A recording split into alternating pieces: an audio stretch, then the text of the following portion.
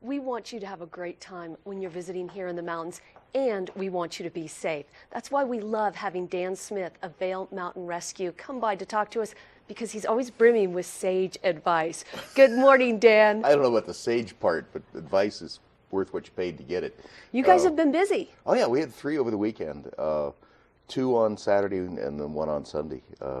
2 snow machines, 1 snowboarder. One of the snow machines on Saturday was morning. You get very few morning missions in this business.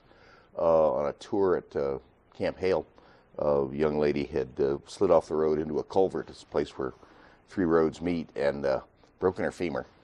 Wow. So we happened to have a training mission going up there at the same time, so I had people within 10 minutes of the scene, which is just horribly unusual. Yeah. And then we sent another group up with our evacuation sled that will give you a lot nicer ride if you got broken bones. By the time we got there, the guide had her packaged in just one of the mountain sleds, and we helped tow her out and got her in the ambi and got her out, and as far as I know, it was a simple broken femur. Not that that's simple when it's your femur. And then that evening, just as I happen to be sitting down to dinner, ring goes the page, and it's a lost snowmobiler on Red and White Mountain. We think, well, it was originally a lost snowmobiler on Piney. It turned out he was not in Piney. He was on Red and White Mountain. And they'd been running all day, and the guy that called in said, hey, I was going through a powder field, I turned around and he wasn't there. This has been known to happen. Yeah. But Meadow Mountain, not Meadow Mountain, but Red and White Mountain is pretty hard.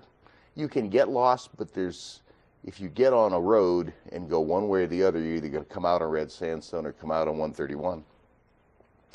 This guy apparently got totally lost and wound up at a cabin on top of June Creek.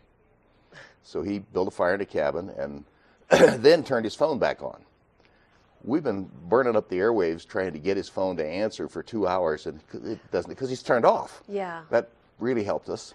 And we had the Air Force looking for his phone and where it had been.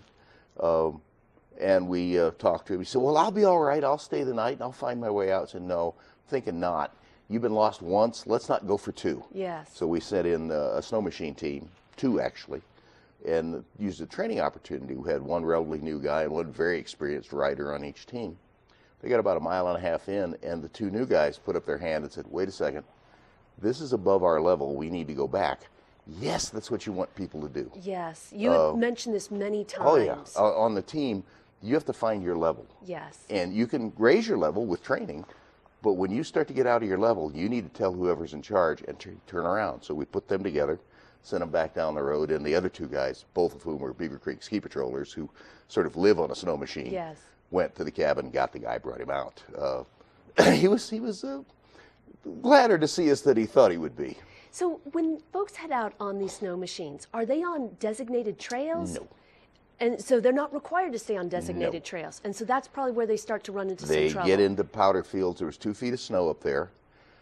It was whumping, and that's the sound snow makes when it sort of settles suddenly on its own. Okay. You don't want to be in that. Yeah.